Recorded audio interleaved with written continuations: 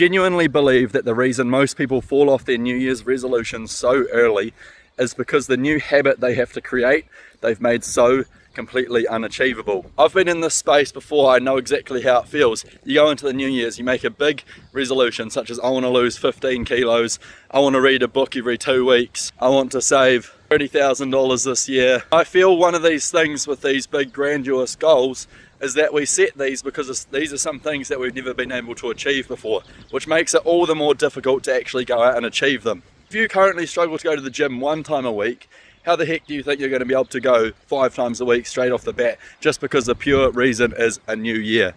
If you want to save or invest $30,000 a year, how are you going to do that if you're currently living paycheck to paycheck and you've never budgeted before? In James Clear's book, Atomic Habits, he goes through the process of setting new habits. And his one for going to the gym is that you need to set your gym clothes out at the end of the bed, simply put them on and go to the gym for even 5 minutes. Tell yourself you're going for just 5 minutes. You don't need to go, I'm going to go to the gym for an hour and a half, because your brain is going to be so automatically turned off from that. It's going to be such a massive task up that mountain. Your brain's going to have far less resistance if you say, let's go to the gym, we're going to put on gym clothes and we're going to go to the gym for 5 minutes. And more often than not, once you get to the end of those 5 minutes, you'll have some of those endorphins coming through from the gym, you'll be enjoying it, and then you'll smash out your 1 hour workout anyways. I've been listening a lot to the Higher Up Wellness podcast recently by Michael Smoke, and he's got a really good take on this. If you want to achieve some new goals, you have to have an extremely low barrier to compliance for those habits. Now let's unpack that. What does that mean?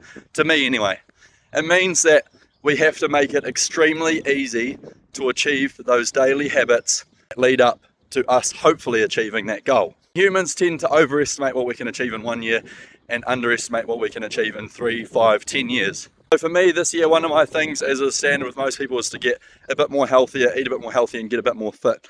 But it's obviously extremely difficult if we go ahead and say, I'm eating no sugar from now on, I'm going to work out 5 times a week, because realistically I'm not. I'm going to fall off that wagon straight away. So what I've done this year, knowing that information, is actually try to make it a whole lot simpler.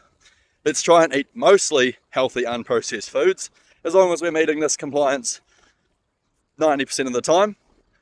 And let's try just go out and do something that moves the body every single day. I know that I do need to probably lift weights and do strength training at least a few times a week. But those other 4 days a week, if we're just getting out for a 20-minute walk like this, it's great for the mental health. It's still good for the body if we're getting 8 to 10,000 steps every single day. This process with your New Year's resolutions, breaking down your goals into small, achievable, low barrier to compliance, little habits that will get you or get the needle moving closer to these goals every single day.